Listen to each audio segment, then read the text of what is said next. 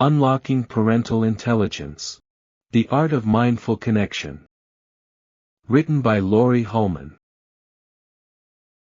Summarized by goldreaders.com. Please subscribe to this YouTube channel. Introduction. Parenting often feels like solving a puzzle, especially when children continue to misbehave. While we may have been taught that discipline is necessary to prevent spoiling a child, punishments are not the most effective approach to addressing what is considered misbehavior. Instead, it is helpful to view tantrums or poor choices simply as behaviors. This perspective allows us to embark on an intriguing and rewarding journey of understanding why children behave the way they do and why we react in certain ways. In these chapters, you will learn how to comprehend children's behavior and respond in a manner that enhances, rather than strains, your relationship with them. By implementing the 5 steps of parental intelligence, you will be guided towards a more harmonious and enjoyable connection with your children. Within these chapters, you will discover the ability of infants to experience and retain feelings of grief. The reasons why a seemingly rational teenager may suddenly adopt a rebellious persona. How to search for clues about your children's actions in your own past experiences. Chapter 1. Understand the meaning behind your child's actions. Imagine one evening when your daughter approaches you and expresses her desire to show you something she did. She hesitantly requests, "Please don't be angry." Instantly, you become tense, fearing what she is about to say. In the case of Olivia, a 13-year-old girl, that something turned out to be an unfortunate decision to get a lip ring without seeking permission from her parents. Discovering that your teenager pierced her lip without your consent is the kind of situation where a parent might be forgiven for losing their temper. However, in this instance, Olivia's mother, Delia, did not respond with anger or punishment. Instead, noticing her daughter's distress, Delia reassured Olivia not to worry.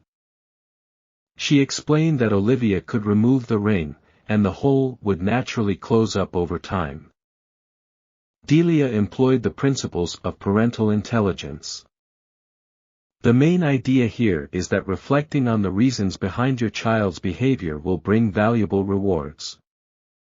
The fundamental concept behind parental intelligence is that a child's behavior always has meaning, often with multiple underlying factors. In situations where a child's actions upset parents, the best approach is to step back and focus on the psychological aspect of the situation. What does this mean exactly? Rather than reacting with anger or frustration, you can instead contemplate what might be driving your child's behavior. This approach helps to calm you down and provides clues that may help solve more significant family issues. Furthermore, responding with a more composed demeanor has the added benefit of making your child feel more comfortable confiding in you. Maintaining this emotional distance while keeping your child's perspective in mind is a crucial principle of parental intelligence. Developing this skill is akin to learning how to dance. Just as learning choreography leads to new patterns of movement and different ways of using your body, you can also learn to navigate alongside your child in a constructive and even beautiful manner. Through reflection, Delia came to understand that Olivia didn't get the lip ring merely to upset her, rather, Olivia was experimenting with her self-image and asserting her independence. Understanding this underlying motivation allowed Delia to remain composed, gaining Olivia's trust and confidence. This positive dynamic between mother and daughter continued to benefit them for years to come. Chapter 2. Childhood Influences on Parenting. To overcome ineffective patterns of response, such as punishment, it is important to approach behaviors with an open and receptive mindset.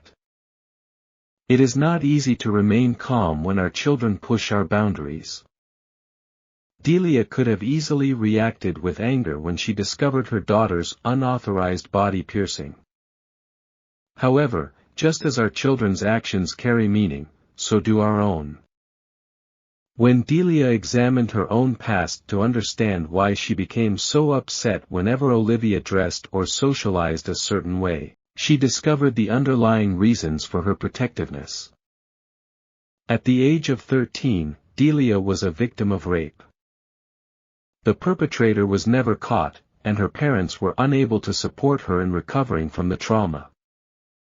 Delia didn't want Olivia to experience anything similar, which is why she often resorted to punishment. These punishments created a cycle of anger and mistrust between them. The cycle only broke when Delia learned to step back, explore her motivations, and respond with understanding. Reflecting on one's own childhood experiences can help in understanding one's own actions and the reasons behind how one responds to their children's behavior. Parenting approaches can be influenced by the way one was parented. For instance, if it was customary in one's family to have dinner together every night, they might insist on the same with their own children. In other instances, the influence of childhood experiences can be more negative. A person who grew up in a household where they were frequently criticized for gaining weight might punish their own children if they see them consuming too much dessert. In this case, the individual lashes out not because of anger towards their children, but because they are still carrying the hurt from their past. Regardless of the motivation, punishment does not effectively teach children why they should or should not do something. It merely utilizes fear to deter them from experiencing the intimidating consequences of an angry parent. Punishment can also serve as a form of payment. A child may believe that enduring the punishment is sufficient, but what you actually want them to do is reflect on their choices. This is why appealing to a child's conscience is more effective than resorting to punishment. Chapter 3. The 5 Steps of Parental Intelligence. The process of parental intelligence involves 5 steps that help parents understand and effectively respond to their children's behavior. The first step is to pause and observe without immediately reacting to a situation. Take a moment to review the events leading up to the incident, like rewinding a videotape. Step 2 involves self-reflection. Examine why you reacted the way you did. Identify any emotions such as anger, sadness, or hurt, and reflect on your own experiences that may have influenced your response. Consider how your parents' parenting style impacted you and if it's influencing your reaction. Step 3 focuses on understanding your child's perspective. Recognize that your thoughts may not align with your child's thoughts. Ask questions, observe their body language and facial expressions to gain insights into their feelings and motivations. It's okay for parents to have different interpretations of a situation as their observations can complement each other. Step 4 entails understanding your child's developmental stage. Children progress through different stages at their own pace.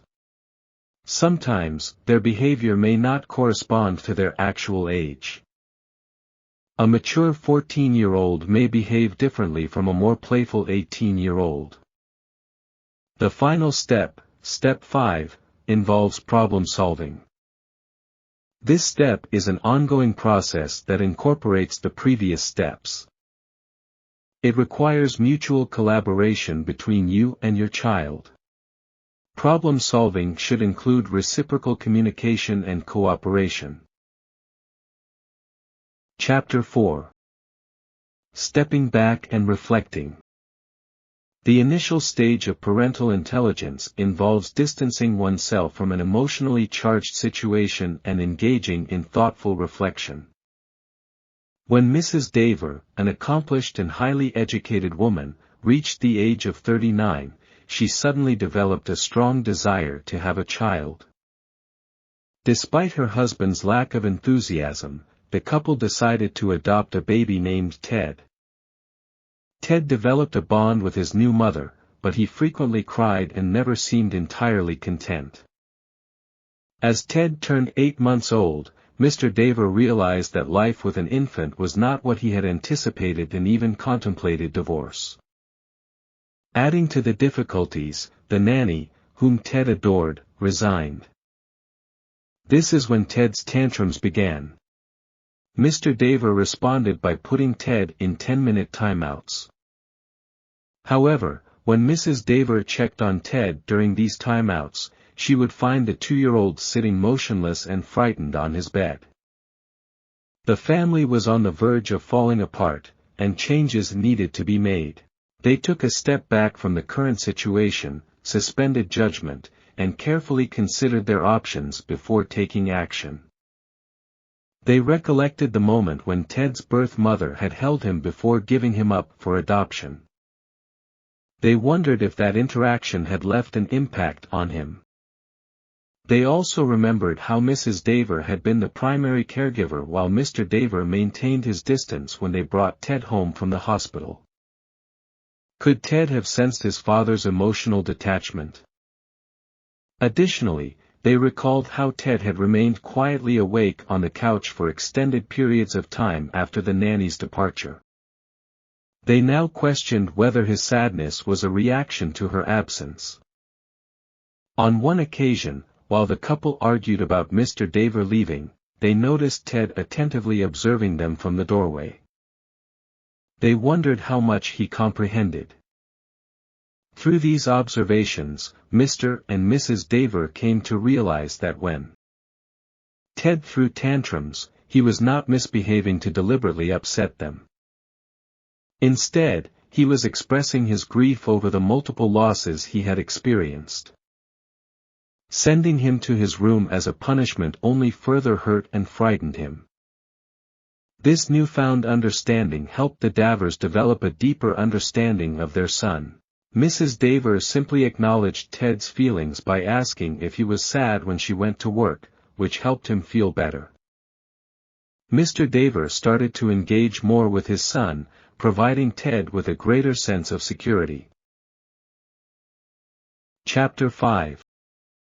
Introspection in Parenting. When Lydia, a maternity nurse, entered Claudia and Cole's home, she discovered a chaotic environment.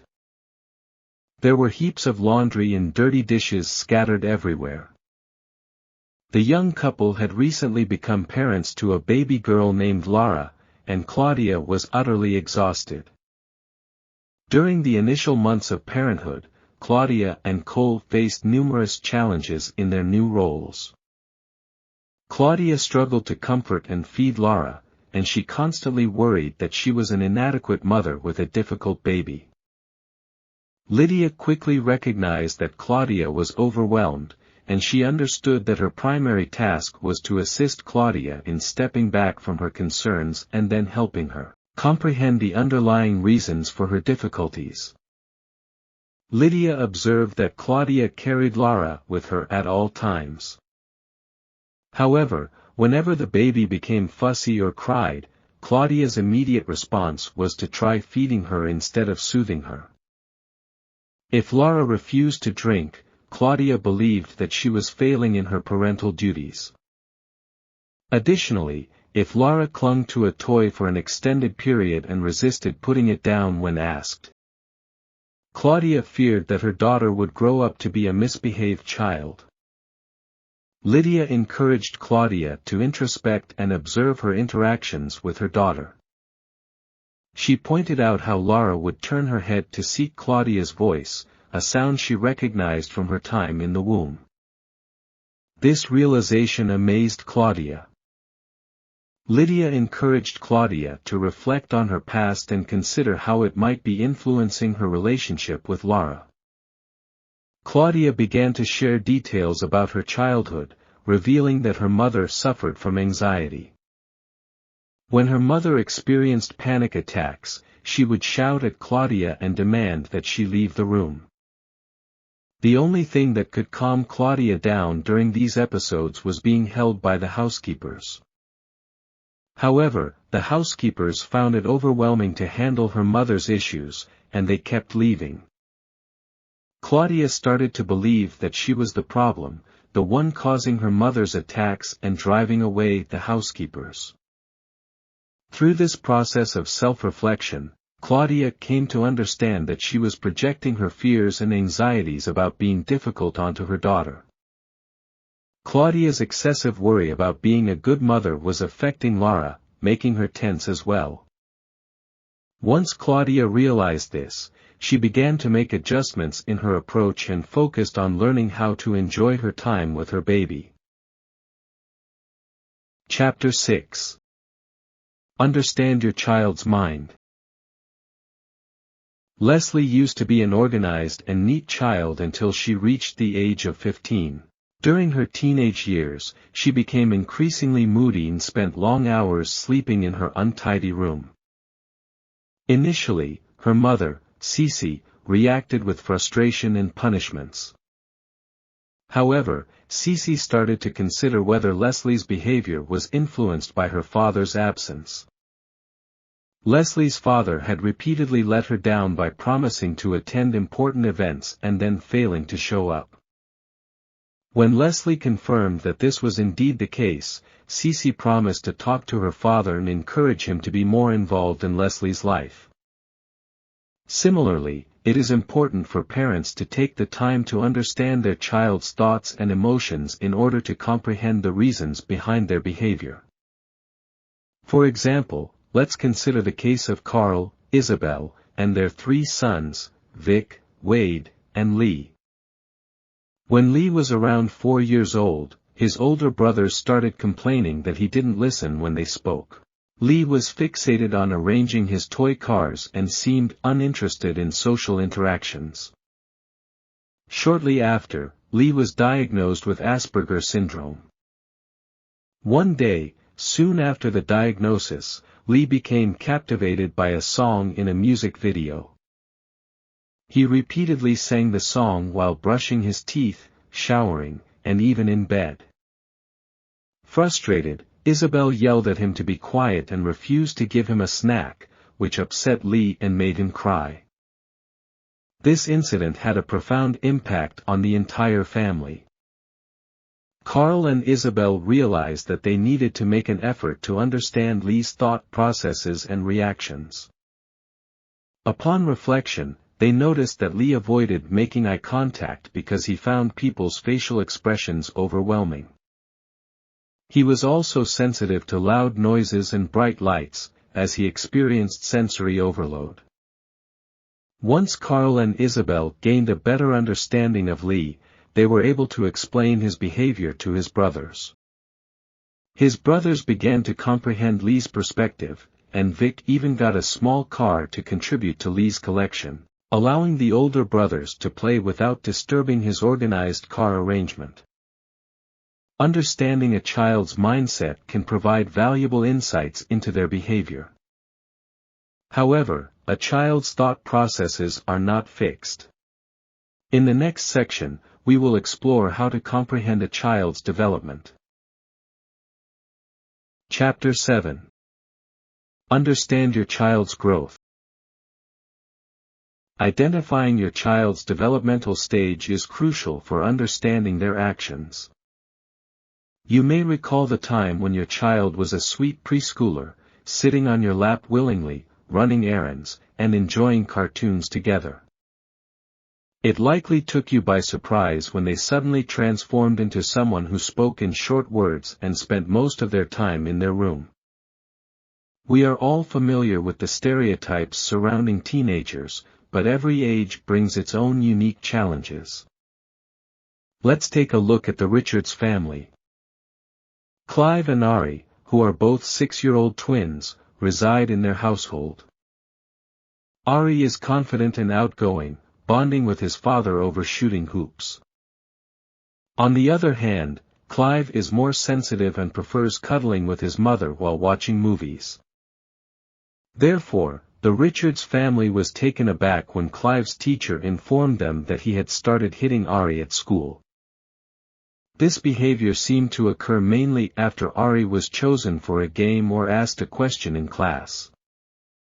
At home, Clive's retaliation often followed moments when Mr. Richards had been giving attention to Ari. Upon reflection, the Richards realized that Mrs. Richards had been concerned about Clive's well-being since he was in the womb and not thriving as expected. In contrast, Mr. Richards felt more at ease with Ari because he was open and easy to engage with. Consequently, Mr. Richards became more attached to Ari, inadvertently making Clive feel excluded. After conducting some research, Mr. Richards discovered that 6-year-old boys tend to gravitate towards their fathers.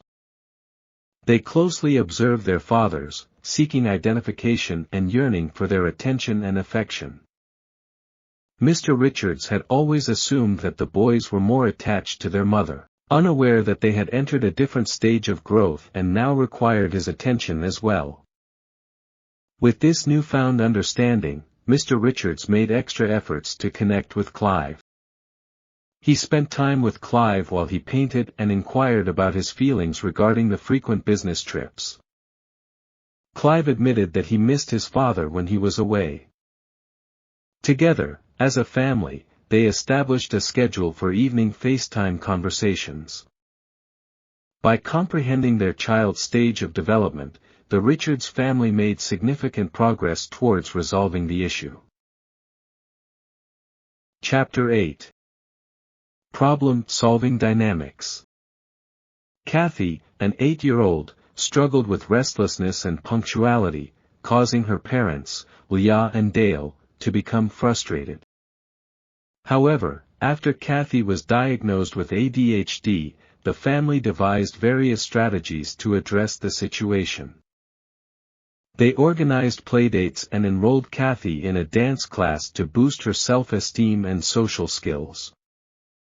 Additionally, they set a 10-minute alarm on a clock, allowing Kathy to take breaks from sitting still and doing homework, accommodating her restlessness. The underlying message conveyed here is that once parents take a step back, engage in self-reflection, and understand their child, it is essential to work towards solving the problems. Meanwhile, another parent named Ward was extremely angry with his 17-year-old daughter, Eva, who had broken her curfew and tried alcohol at a party. Eva tried to explain that her lateness was due to her friend's mother arriving half an hour late to pick them up. However, Ward grounded Eva for 2 weeks without any room for discussion. Eva's response was, "That's the last time I tell him the truth." Considering Eva's good academic performance and overall behavior, Ward soon became uncomfortable with his reaction.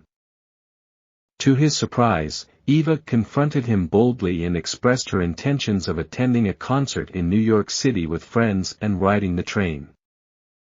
Furthermore, she demanded more open conversations during family dinners. Upon reflecting on the events since grounding Eva, Ward responded differently from what Eva had anticipated. He explained his concerns about the concert but proposed a solution. One day before the concert, he would leave work early and accompany her to Penn Station on the train so she could become familiar with the journey and feel more comfortable when she went on her own over the weekend. When we find ourselves overwhelmed by emotions such as sadness, guilt, or anger, our reactions tend to be impulsive and thoughtless. By employing the steps of parental intelligence to analyze his own reactions and Eva's actions and thoughts, Ward managed to resolve the situation and improve his relationship with his daughter. When parental intelligence is practiced effectively, it has the potential to shape a better future. In an era of increasing diversity of perspectives, children who learn to appreciate the multiple meanings underlying behaviors will be better equipped to understand those who think differently. The ultimate outcome is a better world for everyone.